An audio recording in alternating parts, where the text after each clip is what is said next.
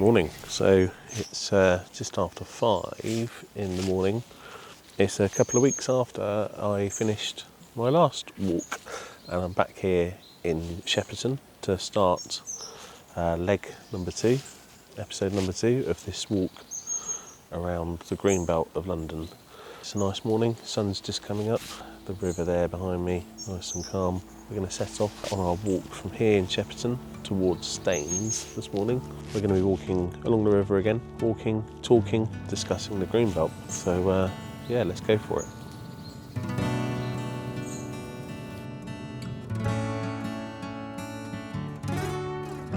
This is Shepperton Lock, probably our third, fourth lock we passed on this walk so far. Got a few more to go today, but it's really nice and still here this morning. So a good time for a quick recap. Set off quite a few weeks ago now on the first leg of this walk around Kingston, and this walk's going to take me right the way around the green belt of London. I'm going to do it in clockwise in a year, and so in phase 2 now, stage 2 is taking me out to Thames today, still going along the river, still heading out really into the green belt proper.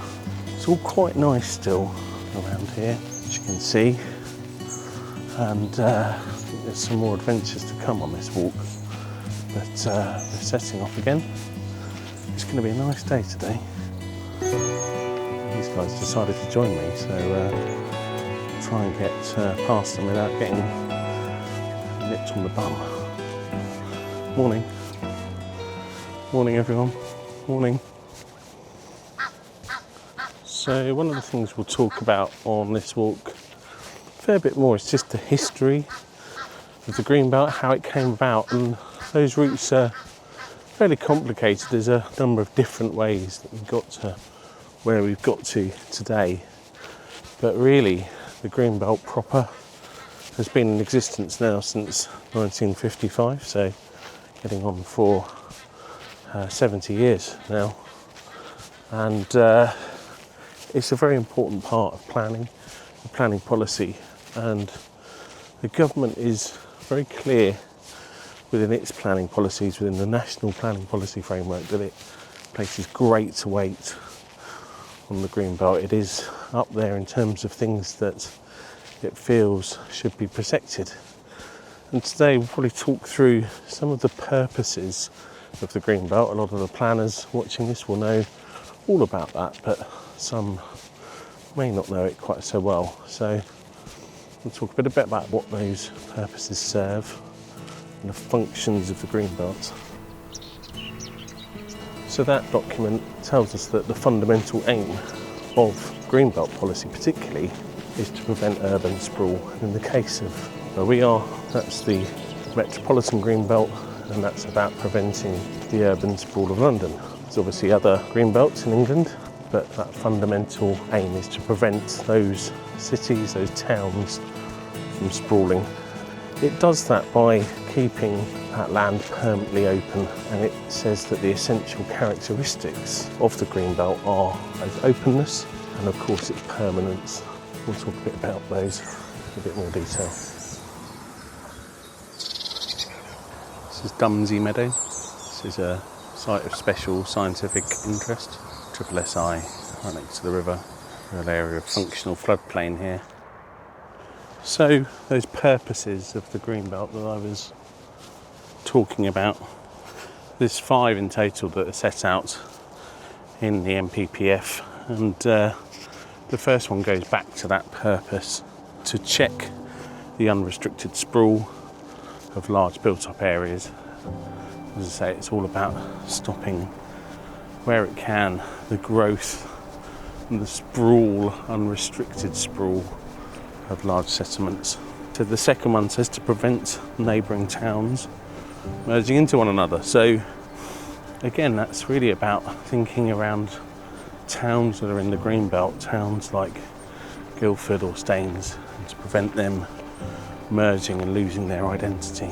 And purpose C is to assist in safeguarding the countryside from encroachment.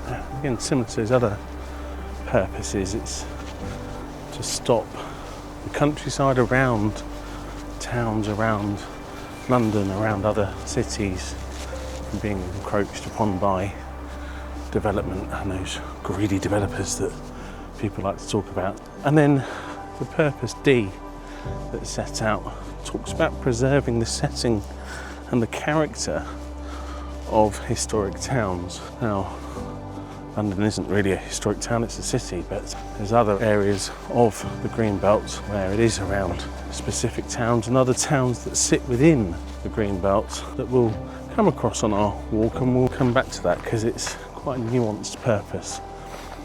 And the final purpose, purpose E, says it's to assist in urban regeneration by encouraging the recycling of derelict and other urban land. We'll see that today as we get a bit more towards Staines, where we've seen urban regeneration and really that whole prospect of brownfield land first being used before any greenbelt. We see that in some of the towns where because they're restricted about going out, they have to go up. We've seen some larger buildings being built, and actually just over here I'm going to spin the camera around and see just in the distance the buildings that are fronting onto this park. Fairly new within the last 20 years or so, I would say. 3-4 story, quite nice pavilion stroke apartment blocks, but that's all about creating that urban regeneration where we're not building in the Greenbelt. It's coming up to 6:30. We're at Chertsey Bridge, our third bridge over the river that we've seen on this walk so far. Nice crossing point.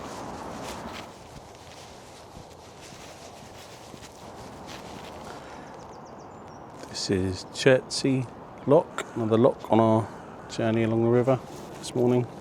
Back over to Chertsey Bridge there in the background. See one up ahead there, that's the M3 motorway crossing the river there as we push out further to the west of London, and then coming around we've got Chertsey Weir here. So the walk today started in Shepperton, which is Spelthorne Borough Council, and we're completely in Spelthorne today, not leaving it like we did and going to other boroughs like we did in the last walk, and ending in Staines, which is also in Spelthorne. And Spelthorne are one of those boroughs that have had to grapple with those purposes of the Greenbelt that I talked about earlier, and they've produced a plan which will be adopted in the coming months, which meets their need, their housing need in full, through a mixture of brownfield regeneration, and we'll see some of that as we get towards Staines and other areas, Chertsey that we walked through, but also through sensitive release of Greenbelt land. And it's been a difficult process, a long process, but it's something they've got to. And over the other side of the river from here, directly to Runnymede, they're also a borough which has got a local plan which releases Greenbelt and tries to meet its need in full. And of course, Surrey as a borough is going through some quite radical reorganisation over the next couple of years, with local government merging into this single authority. We don't know the details yet. It's certainly going to be something that we'll return to, and other boroughs are doing that as well. We'll come back to that in future episodes of this walk. Some big houseboats and big boats on this part of the river, upstream from Chertsey Bridge, and some rather impressive houseboats. Look at that one over there, the postmodern design. I'm sure the architects will tell me I'm wrong on that, but looks a bit postmodern to me. Probably worth talking a bit more about Spelthorne while we're walking through it, and how it got to their position of their local plan. It's quite a large borough, not by London standards, but certainly outside London. There's a population of around 100,000 people, well connected, to London, and there's a lot of employment locally. Obviously got Heathrow just up the road. We'll be coming on to that in the next walk. And also employers like Shepperton Studios, who are continuing to grow locally. So there's quite a big demand for housing and for people to live here. But as boroughs go, as with many others around the Greenbelt, it's quite constrained. Only 35% of its total area is effectively built up. The other 65% is Greenbelt. It's not only Greenbelt, there's a lot of other constraints. So almost a fifth of the borough is constrained by flood risk, by functional flood risk. Flood zones 3 and 3B. See, with areas like the river behind us, that causes significant constraints in the delivery of housing and allocation of sites. And in preparation for their local plan, the council were given a target by central government, and effectively that target to meet in terms of house building is to build 618 homes a year, and every year for the next 15 years, which is quite a task to identify land and to keep building at that rate. Final lock on our journey today. This is Penton Hook Lock, just near Leyland Village, similar to the others that we've seen today.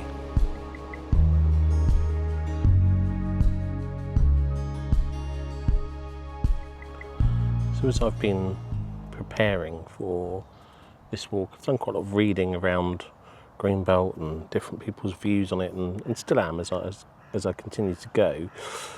One book that I came across was by a English landscape architect called Nan Fairbrother, and she wrote a book called New Lives, New Landscapes, and I thought I'd just read out this passage that I found within it, because I think it's very poignant.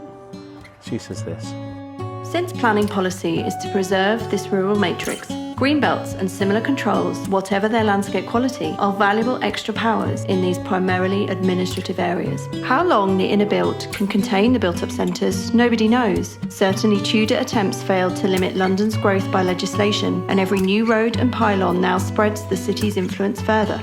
Nonetheless, if future spread is against opposition, it is more likely to be essential and well-planned development, and containing belts that have therefore an important function, whether or not they still survive as green open space in 100 years. But the pressures are alarmingly high, and increasingly harder to resist, and in their present half-used state, green belts are dangerously vulnerable. Nor are the arguments easily refuted. If an area is already disturbed by urban intrusions and farming is marginal, then why not develop the land as a completely urban area? Both owners and developers would rejoice, and only policy stands in the way. But policy ultimately depends on public opinion, and the public in general are only mildly enthusiastic about untidy fields on the edge of towns. If greenbelts are to survive, they need new and positive land uses, both suited to their buffer state and popular with the public. Now, that passage in that book by Nan Fairbrother was actually written 55 years ago, in 1970, but that passage I think could have been written yesterday, and I think it serves as a really important reminder as to how long Greenbelt has been talked about and looked at in a constraining way, but also the future of Greenbelt considered. So we're on the home stretch. Just see up ahead Thames in the distance there in the river, and we can see the height of those buildings, cranes signalling new building to come as well, and it's probably the most height that we've seen since we've left Kingston. That's our end of our journey up there. So that's it. Reached Thames. We are just under 12 kilometres in, just before 8:30 in the morning. It's starting to rain, which is not forecast today, so perhaps just in time. But yeah, 2 cracking walks in, leaving the river behind now. And the next time I see the river, it'll be very different, because it will be by the time I get all the way around London to the Dartford Bridge, hopefully towards the end of this year, early part of next. I'll be about halfway in on my walk. So that's it for this walk, and hope it's been helpful to you as ever. Subscribe and comment and share. Thanks as ever to Stella for making these walks look fantastic on YouTube. And my next walk, hopefully within the next week or so, and maybe when it's a bit nicer weather, although it's nice this morning, but will take me from Staines through some of the interesting infrastructure bits in the Greenbelt. We'll go past some of the reservoirs in London. We'll walk past Heathrow Airport and on to where the new runway for Heathrow and Heathrow expansion might take place, and then on there up to Ivor, and that will be into a bit of the Greenbelt and a bit of London that I don't know so well. So saying goodbye to the familiar, into the unfamiliar. I'm really looking forward to it, and I hope you'll join me. See you next time.